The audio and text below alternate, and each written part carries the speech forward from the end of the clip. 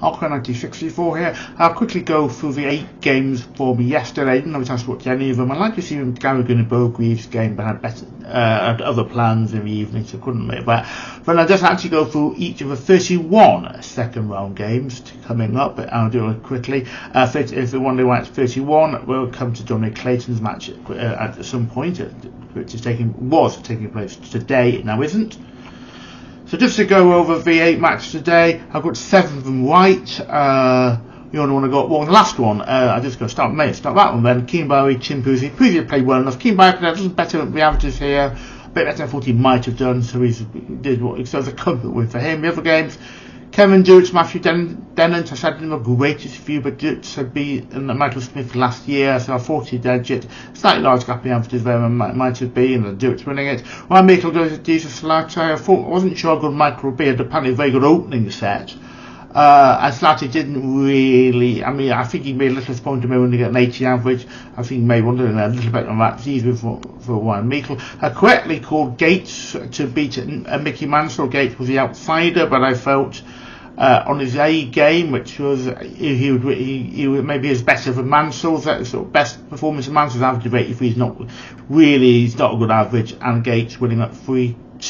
And I did Josh Schwartz, Gemma Hayter walked lost, like to just give up the game. Gemma Hayter's anti-average isn't that bad. I think her yearly average is actually going below that, and she's done well to win a set, so she's had a good time on the stage. Certainly she'd be enjoying herself and highlights I saw.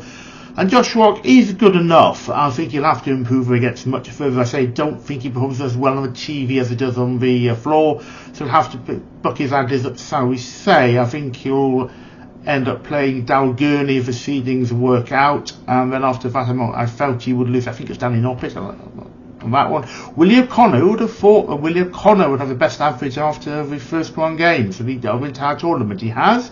I said earlier at some point, Matt Edgar, who I'm a great fan of the Edgar, half a year ago, earlier, said William Connor would one of his 5 to pick for the rest of the season, and after the late one, Connor did pretty well not long after that, and he's got a great average, 102.36. So it's who was the other two? Littler, and I forgot Gold Age. I've forgotten the other person 100 average. I think it's Van Veen actually, just going down, but I'm pretty sure it's Nyman, sorry, one player. Russell Nyman also had 100 average.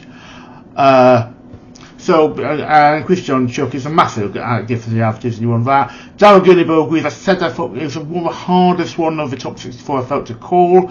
I've got a minute on this in my main overlong, maybe preview video.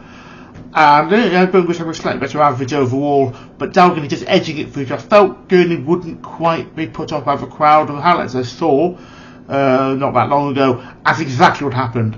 I remember him early in his career, when as I've said a few times, his BDO days, 2007, 2008 sort of thing, I didn't think in any career at all. He just seemed a total first start merchant. I couldn't believe he won 2 majors. I think he came world number 4 in the World Championship, or 5, I think it was 4 one year. That was in the weakish period of darts. He has a really good career, Darryl Gurney, and he's still there, and I think he'll, and I'll come to him actually against Callum Ridge, and my viewer had, I think I'll still have that. And the last one I've already gone through, Barry Puzi, Nathan Aspinall, Lawrence Largan. He has doing well enough. Largan played well, put Aspinall under pressure, but Aspinall doing enough to win that. So let's quickly going through the matches for round 2. One of my favourite players, round, so I'll have to watch this tomorrow. And then we haven't checked the second one draw at all, frankly, when they were playing Brendan Dolan. Still should win that. Dolan was not the player he was really. He got a quarter 2 years ago, so slightly in the problems of a team, but he should win this. Anders Harrison, Mochima Sakai. Well, talk about people think Harrison could turn Ross Smith over. I thought Ross would get to a 4th round, only because I thought he was the least worst person in that section of the draw. I really didn't think any of them looked very good.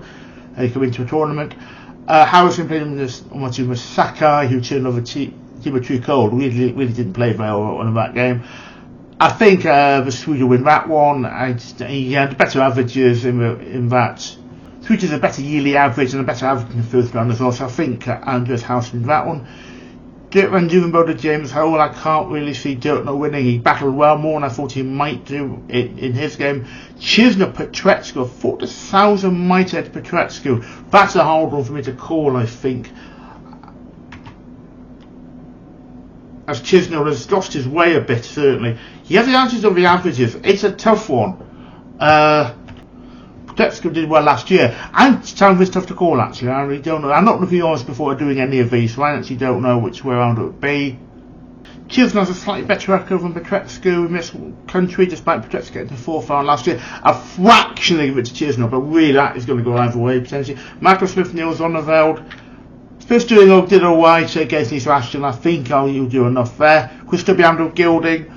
I love Gilding, one of my favourite players, and he's got chances against Dobie, who is, as I said in my stuff, he's better on the floor than the TV, but I think Dobie would just be too good. Similar to Nitin Kumar. But I have to say Bunting, he's coming a bit up his own arse, I would say, is alright with People's Champion. Now he's claimed in I still call it a Twitter post, not that, so I came across recently, that the media gave him that tag, which, yes, but I mean, he's still using it though, and he's coming across a lot of comments all on, say, Twitter. He's come across a bit obnoxious, frankly, and up his own backside. He's maybe leaving his own publicity. He should beat Kumar, though. I was sort of surprised to win the first match. I don't think he'll win another one. Jonah Clayton, Dom Taylor. That is not taking place. Dom Taylor banned for alleged failing a drug test. As comments about online about this saying, he's Dom Taylor yet again, an idiot about this sort of thing. I mean, to be fair, innocent to be proven guilty. We don't know yet exactly what's happened. He hasn't yet been admitted to anything and evidently found guilty. It's a suspension on suspicion, I think. So Clayton, I thought Clayton get the semi-finals anyway, and I think he would have beaten Dom Taylor anyway, bluntly. So I don't think Clayton would have run back anyway. Ryan Joyce, Christopher Tysky. Both in good form in the opening match. I think Joyce is most likely winner there. Joker and Mental Sulovic. I thought Sulovic might be turned over, but Cullen did well, and he had a amazingly more professional interview this year than last year, where this year just went swearing. At least wasn't rude to the interviewer. And Delphi walked out of press conferences much better this year, frankly. He should beat Sulovic. Luke Wood does Max Hopp. I thought Luke would beat Max Hopp. He didn't. So Max was doing well, but as I say, Luke Woodhouse is in good form, and I think with that, well, of course, Ian White. It's not possible Ian White can win this. He's not really performed in this tournament by his quarter-final 12 years ago, or 11 years ago now. So I think Will Cross will win, but it wouldn't be a surprise to see him get turned over. He's not in the best of form. Mike Schindler, Keane Barrow's in good form today, but yesterday evening. I think Schindler will win. Gerwyn Price, Wesley plays here. Not an easy one for Gerwyn Price, but he should win it. Luke Littler, David Davies, I can't see Littler not winning it. Damon Hedges, Stefan Belmont. Barney didn't turn up against Belmont. Tedder's record with TV generally is not great, but I think Hedger will beat Belmont. Dan Beveridge and Madas and Wasman. Now I felt Dan Beveridge would beat Beveridge, although I thought it would be very, very close. They also thought that Wasman would beat Vandenberg. Just have a quick look at the averages to see if I'm making any different opinion here. I'm not sure either way here. I'm actually going to just give it because he did better on his averages against a very underperforming DP Vandenberg, who just didn't do anything. I'm going to give it to Beveridge over Wasmer, but that's a very close one to call. Versus Nyman Clemens not the player he was when he got to semis 3 years ago. Nyman should be that of all. Nyman himself underperforms on the TV, so especially in this country, so it's going to be interesting. Damon Manai, Kevin Duke's an interesting one. Who on earth I thought Damon Manai would get through against Mike Decker? I see it didn't. It was a huge gap in yearly averages. Duke should win, but Manai, I mean, he's not the greatest player. Manai might not impossible another game here. And James Wade, Ricky Evans, it's hard one with. I think Charlie Manby may well have a great chance in either of these. I think I'm assuming Manby should win his second round match. I'm going to get you Wade, but Evans could certainly win this one. Jan Van Veen, Alasusa. Van Veen's finally won the game at the tournament. That's one of my problems I had with him before. He comes across very well. They came across, to always talk about him being basically a third at the tournament, and I saw a quote from him joking, which did not win a match yet in World Championships until this year. Comes across as a very level-headed guy, and I think he should beat Suter. Never Aspinall, Leonard Gates. Jas did well today, should win that game. Luke Humphries, Paul Lim, a famous match. It was 2020 where Paul Lim turned Luke Humphries over. Frankly, the Luke Humphries of then isn't as Luke Humphries now.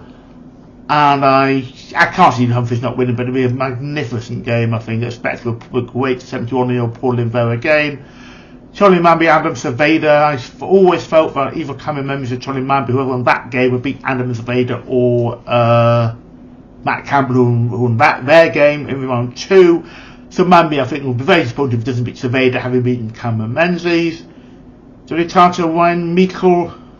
Had the opinion earlier on that Johnny Tartar would actually get to a third round, in fact. And I think he would actually turn Ryan Meikle over. I'm not as convinced, maybe, because Meikle did well. So we're going to have to think about this one. I think the edge to Tartar. Darryl Gurney, Callan Widge. I said that Bo agrees with Darryl Gurney. Whoever won that would beat Callan Widge. I think Callan Widge, he didn't do enough today to make me feel he was going to be doing well as last year. And so I'm going to give the edge to Darryl Gurney.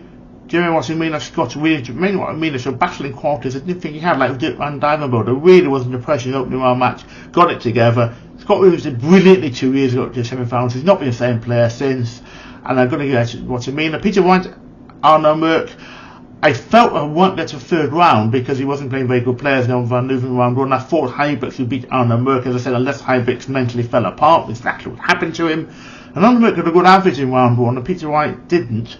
Well, he was playing a weak player, frankly, in terms of how it actually turned out. But I'm going to actually give it to Arno Merck. I think Arno Merck would turn over Peter White. Last 4 matches in the second round. Dale Noppet, Justin Hood. I don't see why Noppet won't win that one. Gay Anderson and Connor Scott did better against Whitlock when I thought he would. Actually, Whitlock would win that game.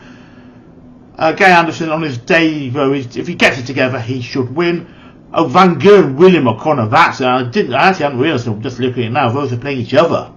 And Van Gogh was in a bit of a ropey situation. This is going to be fascinating. I actually don't know. The A game Marco Van Gogh should win, but he was not in A game at all earlier on. He wasn't convincing against Matsumitsuki Tatsunami. I think